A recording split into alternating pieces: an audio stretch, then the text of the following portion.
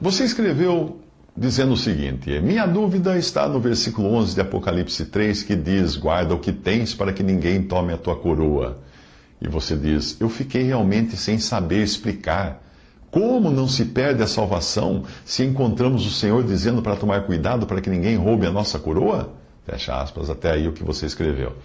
Muito bem, a passagem é de uma mensagem dirigida a uma igreja chamada Filadélfia.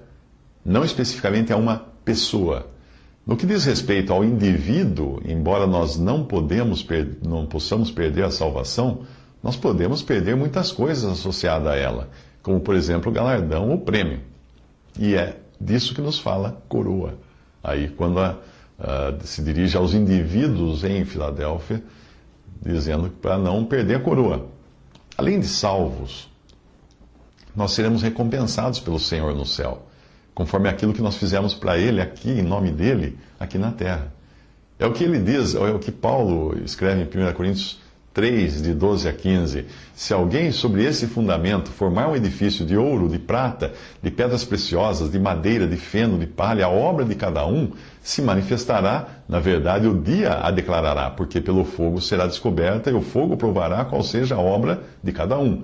Se a obra que alguém edificou nesta parte permanecer, esse receberá galardão. Se a obra de alguém se queimar, sofrerá detrimento, mas o tal será salvo, todavia como que pelo fogo. Até aí a passagem.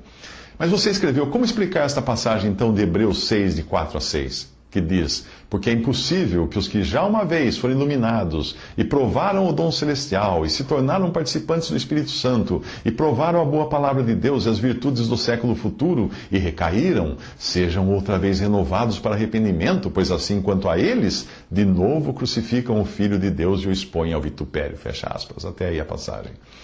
Muito bem, a passagem se refere aos judeus. Lembre-se que a carta aos Hebreus é escrita aos hebreus, aos cristãos hebreus.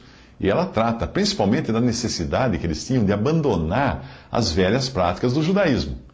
Os judeus, e principalmente aqueles que conviveram com Jesus, foram iluminados, porque a luz andou com eles. Provaram o dom celestial, porque foram privilegiados com milagres, pães multiplicados e etc. Se tornaram participantes do Espírito Santo. Lembre-se que até Judas fazia milagres, como os outros discípulos. E provaram a boa palavra de Deus, porque o verbo de Deus andou com eles. E as virtudes ou poderes do século futuro, do milênio, do reinado milenial de Cristo. E esses que recaíram, isto é, rejeitaram, com tudo isso ainda rejeitaram o Filho de Deus? Não há arrependimento para quem passou por tudo isso e não creu em Cristo. Repare que em nenhum momento está dizendo que eles tenham crido. Não diz. Eles se beneficiaram, mas não creram.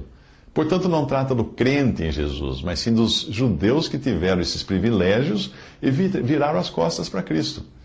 Você escreveu que em 1 João 3, de 4 a 10, fala do crente que não comete pecado. Como pode ser isso? Se pecar, ele perde a salvação? Vamos à passagem. Qualquer que comete pecado também comete iniquidade, porque o pecado é iniquidade, e bem sabeis que ele se manifestou para tirar os nossos pecados, e nele não há pecado. Qualquer que permanece nele não peca, qualquer que peca não o viu nem o conheceu. Filhinhos, ninguém vos engane, quem pratica justiça é justo, assim como ele é justo. Quem comete pecado é do diabo, porque o diabo peca desde o princípio. Para isto, o Filho de Deus se manifestou, para desfazer as obras do diabo. Qualquer que é nascido de Deus não comete pecado, porque a sua semente permanece nele. E não pode pecar, porque é nascido de Deus. Nisto são manifestos os filhos de Deus e os filhos do diabo. Qualquer que não pratica a justiça e não ama seu irmão, não é de Deus. Até aí a passagem. No capítulo 1 da mesma carta, diz que quem disser que não tem pecado, mente. Porque é preciso entender que devem se tratar, então, de duas coisas diferentes. Ou a palavra de Deus estaria se contradizendo, o que não acontece. A chave está nessa passagem, 1 João 3,9. Todo que é nascido de Deus não peca, porque o germe divino reside nele, e não pode pecar, porque nasceu de Deus. A tradução colocada assim fica mais fácil de entender, não é? Quando você nasce de Deus, quando você nasce de novo, você recebe de Deus uma nova natureza que é divina.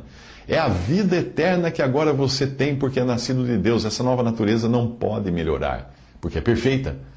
Mas você continua com a velha natureza, que às vezes é chamada de velho homem ou carne, a qual também não pode melhorar, porque é arruinada. Portanto, você tem duas naturezas agora, uma que peca e outra que é impossível pecar. Quando você for para o céu, só vai com a segunda natureza, só com a nova, porque a primeira já foi condenada à morte de cruz em Cristo.